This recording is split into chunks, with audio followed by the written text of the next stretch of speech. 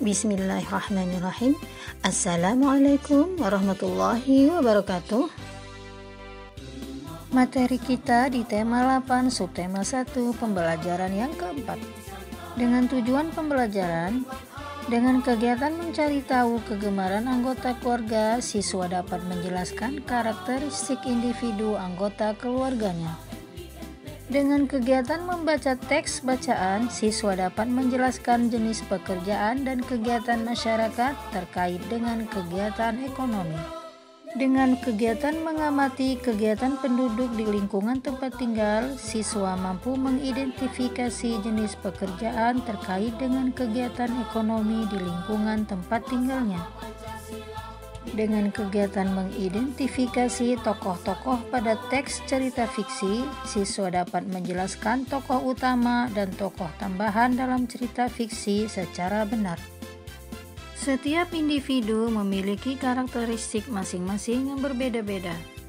Keragaman karakteristik individu tidak hanya keragaman fisik, tetapi juga dapat berupa keragaman kegemaran.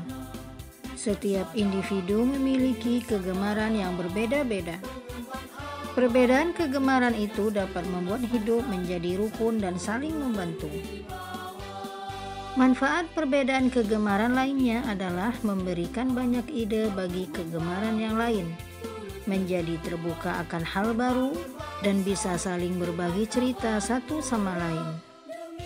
Dalam keluarga, manfaat perbedaan keragaman adalah menjadikan keluarga yang harmonis dan mempererat hubungan keluarga. Kita harus menghargai kegemaran setiap individu karena semua tergantung dengan karakter mereka.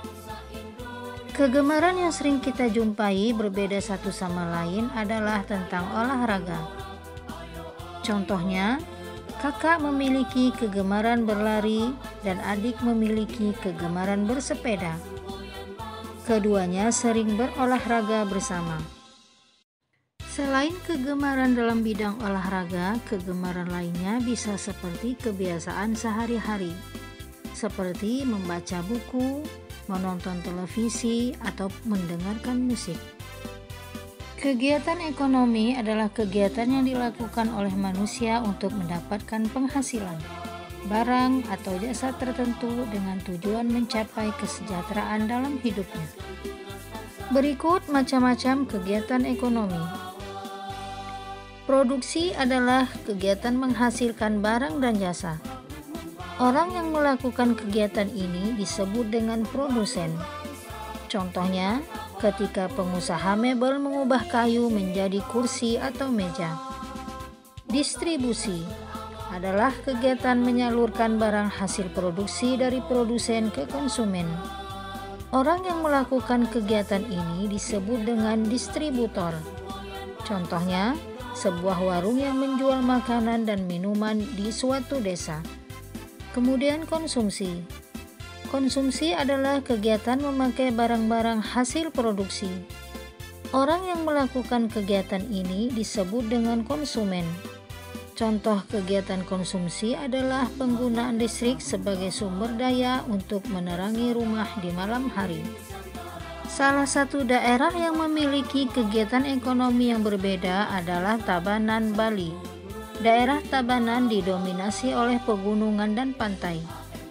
Sepertiga wilayah Kabupaten Tabanan digunakan sebagai lahan persawahan sehingga kabupaten ini dikenal sebagai daerah agraris. Potensi unggulan Kabupaten Tabanan adalah bidang pertanian. Hasil pertanian di Kabupaten Tabanan berupa padi dan sayur-sayuran. Sayuran dihasilkan di daerah bertopografi tinggi seperti Batu Riti. Hasil sayuran tersebut digunakan untuk memenuhi kebutuhan hotel, restoran, dan supermarket di Bali.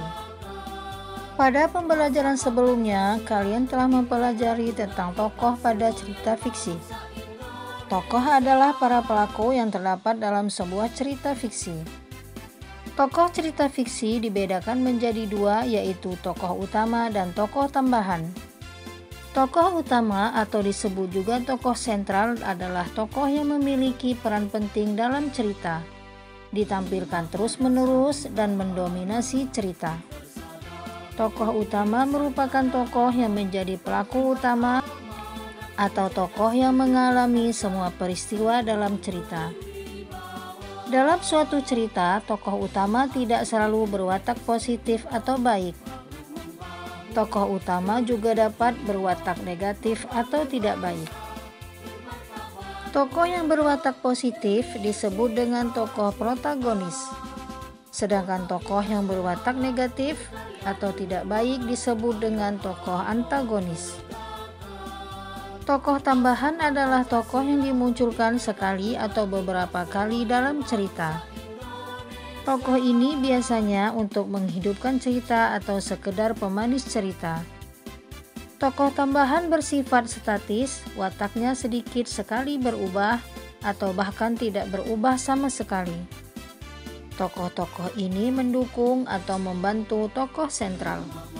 Tugas: ayo menulis di halaman 32 dan 33.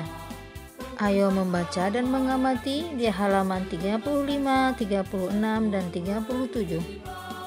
Dan ayo berlatih di halaman 38 dan 39.